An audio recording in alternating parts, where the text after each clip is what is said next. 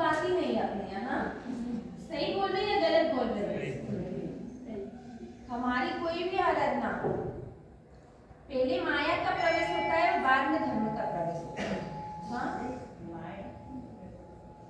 माया तो रहती है, आपको लगती नहीं है कि माया कर रहे हो, लेकिन माया तो आपके साथ में आजू बाजू में ही घूम रही है। हाँ,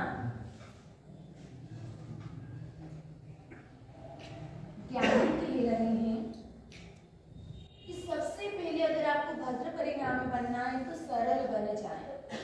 बस सरल बन गए यानी आप सिद्ध बन गए, ये सोचना। सरल बन गए यानी सिद्धाचल भी आपको क्या सिखाता है? सिद्धाचल क्या सिखाता है? तू सीधा चलना सीख जा, अपने आप सिद्धाचल पहुंच जाएगा, अपने आप सिद्ध शिला में पहुंच जाएगा। लेकिन आजकल अपन भी कैसे हैं? टेढ़ी मुड़ी वाले। हाँ, सीधा तो जाना नहीं है अपने को। पैदल चलना हो तो सीधा रूट ढूंढेंगे, गाड़ियों में तो कौन ढूंढेगा? बाईपास हाईवे होकर निकल जाएंगे, भले लंबा रूट पड़ता हो अपने को। हम लोग चलते इसलिए सबसे पहले क्या पूछते हैं? शॉर्टकट रास्ता चाहिए। लेकिन आप लोग शॉर्टकट पूछने के लिए तैयार नहीं होते हैं। किंतु ज्ञानी बोल रहे हैं कि मोक्ष का मार्ग बहुत दूर है, शॉर्टकट रास्ता पकड़ोगे तभी पहुंच पाओगे, नहीं तो पहुंचने वाले नहीं है। एक अन्य धर्म की एक कथा आती है जिसके अंदर गुरु शिष्य को पूछते हैं, अपनी बात चल रही सरल बनो। जब गुरु अपने शिष्य से कहते हैं, ठंडी का समय था, गुरु ने शिष्य से कहा कि बेटा जरा उठकर लाइट ये बंद कर देना। क्या कहा? उठकर लाइट बंद कर देना। चेला भी आजकल की तरीका आपने जैसा ही कोई होगा ना। चेले ने भी कह दिया कि गुरुजी चादर ओढ़ के सो जाओ। हाँ, चादर ओढ़ के सो जाओ, अंधेरा अपने आप हो जाए। गुरु बेचारे शिष्य ने कह दिया, चादर ओढ़ के सोने लग गए। दूसरी बार गुरु ने कहा, बेटा जब देख कर तो आज बाहर बारिश आ रही है नहीं आ रही है? चेले ने कहा, गुरुजी अभी आपके नजदीक से बिल्ली निकल ही रही है, बिल्ली को हाथ लगा के देख लेना, गीली होगी तो मालूम पड़ जाएगा बारिश, और सूखी होगी तो नहीं लगेगा। तीसरी बार गुरु ने कहा कि बेटा बारिश आ रही है नहीं आ रही? लाइट बंद करने का भी बोला तो उसने सोच लिया, क्या किया? चादर रख लो। तीसरा काम जैसे ही बता रहे थे गुरु, और बताने ही वाले थे, और गुरु को कह दिया कि गुरुजी 2 काम मैंने कर दिया, तीसरा काम आप कर दो। क्या कहा उसने? 2 काम आप मैंने कर दिए, अब तीसरा काम आप कर दो। क्या हम भी ऐसे ही हैं? हमें भी गुरु का संग मिला है, गुरु का योग मिला है, सेवा करने के लिए मिला है, भक्ति करने के लिए मिला है। अगर सेवा से वंचित रह गए तो सोच लेना हमारे जीवन के अंदर हमने आज तक कुछ भी नहीं किया है। सबसे अच्छा माध्यम है गुरु की सेवा करेंगे, उनके सत्संग में रहेंगे तो जल्द से जल्द हम भद्र परिणामी बन सकते हैं, क्योंकि गुरु के पास ज्ञान है, ज्ञान की चर्चाएं होगी जिसके कारण हमारे जीवन के अंदर एक सरलता का गुण आएगा। याद रखना, कभी भी बीज बोएंगे ना तो कोमल भूमि पर बोया जाता है, कठोर और बंजर भूमि पर अगर बीज डाला जाएगा तो वहां पर धान्य नहीं उगेगा। धान्य उगने वाला है? नहीं उग सकता है। लेकिन उस प्रक्रिया में कोमल भूमि पर भी आपने बीज डाल दिया और ना पानी डालेंगे ना खाद डालेंगे तो क्या होगा? क्या होगा? वह सूख जाएगा। हमें भी मालूम है कि हम भद्र परिणामी, आपको लगता है हम भद्र परिणामी हैं, लेकिन उस प्रक्रिया से गुजरना पड़ेगा। मालूम है दूध में ही दही है, दही में ही घी बनने की ताकत रही हुई है, लेकिन उसको उस प्रक्रिया में जाना पड़ेगा, तभी हमें घी प्राप्त हो सकता है। उसके पहले घी नहीं मिल सकता है। आपको भी थाली के अंदर रोटी सब्जी चाहिए तो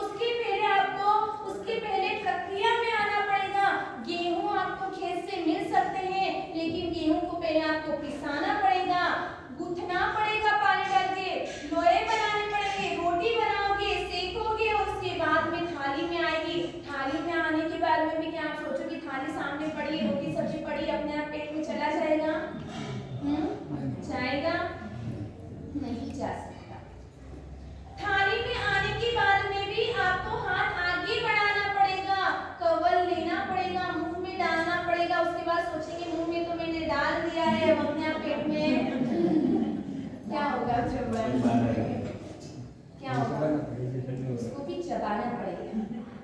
जब तक कोई प्रक्रिया नहीं होती तब तक हमको सफलता नहीं मिल पाती। ज्ञानी भी कह रहे हैं भद्र परिणामी बनने के लिए आपको कई क्रियाएं करनी पड़ेगी, तब जाकर आप भद्र परिणामी बन सकते हैं। और दूसरे नंबर पे ज्ञानियों ने कहा है अगर किसी व्यक्ति को उपदेश देना है तो दूसरे नंबर पे बात बताइए, विशेष निपुण मति व्यक्ति को ही आपको धर्म का उपदेश देना है।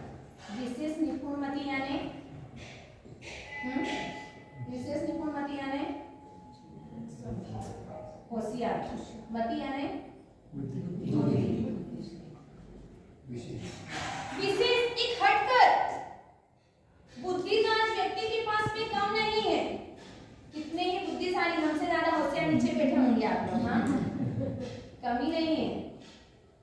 जरूरी नहीं कि हमारे पास बुद्धि है इसलिए हम पांच पर बैठे हैं और आपके पास नहीं इसलिए हम नीचे बैठे, ऐसा है नहीं।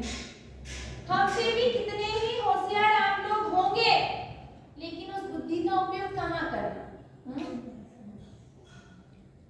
बुद्धि तो याद रखना तर्क वितर्क करवाती है, लेकिन जब सद्बुद्धि आती है तब वह समस्या का समाधान करवाती है। क्या करवाती है? समस्या का समाधान करवाती है। इसीलिए कहा है ज्ञानी से ज्ञानी मिले करे ज्ञान की बात, और गधे से गधा मिले करे लाता ज्ञान। मूर्ख अगर व्यक्ति मिल जाए, पागल व्यक्ति मिल जाए तो पागलों जैसी ही बात करेंगे। अगर पागलों के बीच में अगर समझदार अपन कोई चल जाएंगे ना तो वो अपने को भी पागल ही समझेगा। एक बार पागलों की वहाँ पे पागल खाना था और वहाँ पर आग लग गई। क्या हुआ? आग लग गई। उस वक्त किसी ने सोचा कि अरे ये जलकर मर जाएंगे, और वो तो वहाँ आग लगी तो वो सोच रहे अरे दिवाली आई, दिवाली आई, दिवाली मनाना। क्या सोच रहे हैं वो तो सोच रहे दिवाली है, दिवाली मनाओ। उन्होंने बाहर के लोगों ने कहा आप बाहर निकलो, ये तो मर जाओगे। तब वो पागल क्या कहने लगे, अरे अपनी खुशी इन लोगों से देखी नहीं जा रही। क्या कहने लगा? हमारी खुशी इन लोगों से देखी नहीं जा रही इसलिए अपने को यहाँ से भगा रहे हैं। हाँ, दिवाली नहीं मनाते मेरे। हम भी जब अपनी बुद्धि का उपयोग करते हैं ना तब अपने को यही लगता है कि मैं तो अपनी बुद्धि सही जगह लड़ा रहा हूँ, सही जगह लगा रहा हूँ। कभी कभी हम बिना काम के, बिना किसी चीज के, बिना किसी उद्देश्य के हर चीज की चर्चाएं करने लग जाते हैं, तर्क वितर्क करने लग जाते हैं। उसका कोई सार ही नहीं निकलता है। लेकिन ज्ञानी व्यक्ति को कभी भी आप देखना कभी फालतू बैठने वाले नहीं है, और अगर कहीं पर बैठे भी हैं तो ज्ञान की चर्चाएं ही करेंगे। कोई उनके मन के अंदर शंकाएं हैं, उन शंका का समाधान करने के लिए आ जाएंगे। कहते हैं बुद्धि तत्वम फलम विचारणम। बुद्धि कभी भी तत्व की विचारणा ही करवाएगा। जो बुद्धिशाली व्यक्ति है ना, हमेशा उनके मन में यही चिंतन चलेगा, तत्व की बातें आएगी, तत्व की ही बातें करेंगे, फालतू की बातें करने वाले नहीं है। ऐसे तो प्रवचन के अंदर यही कहा है तत्वों की बातें, शास्त्रों की बातें ही करना।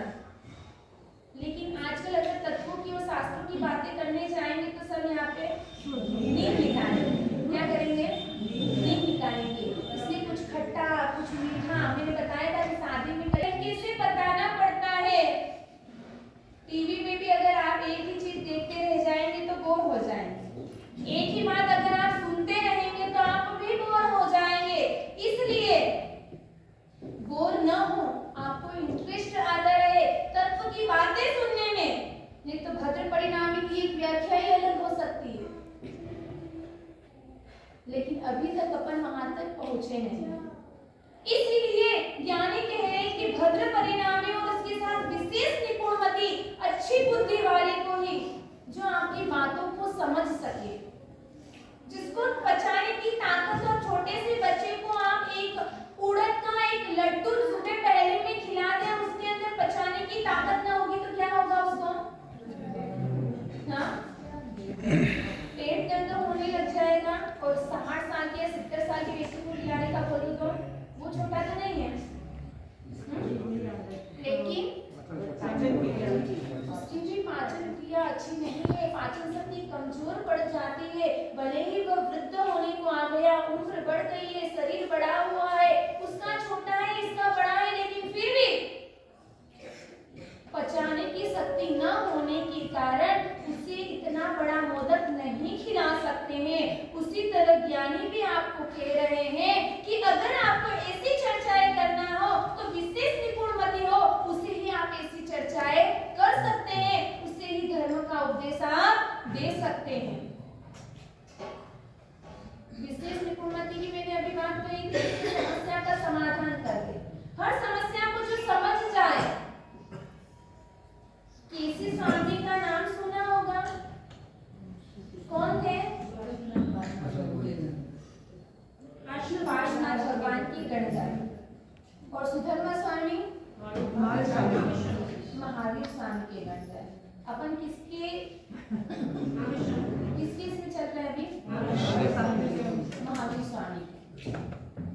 महावीर स्वामी के शासन में हम चल रहे हैं और ऐसे महावीर स्वामी के शिष्य जो सुधर्मा स्वामी नामक जो गणधर थे, वह विचरण करते करते एक बार राजगृह नगरी के एक लकड़ी काटने वाले लकड़हारे को उपदेश दिया और वह वैराग्यवासी हो गया। आपको भी कितना ही उपदेश दिया है, कितने वैरागी हो गए, कितना संसार का त्याग करने के लिए तैयार हो गए। पूनम को पहले मालूम नहीं पड़ सकता है क्या? उत्साह प्रथम मुहूर्त। अच्छे कार्य करने के लिए कुछ भी नहीं देखना, उत्साह देखना कि अभी का अभी हम सब कुछ कर सकते हैं। उसके लिए कोई दिन या मुहूर्त देखने की जरूरत नहीं होती है। और सुधर्मा स्वामी के उपदेश से लकड़हारा प्रतिबोधित हुआ और उसने दीक्षा ले ली। दीक्षा लेने के बाद में भावपूर्वक अंतर आत्मा से संयम का पालन कर रहा है।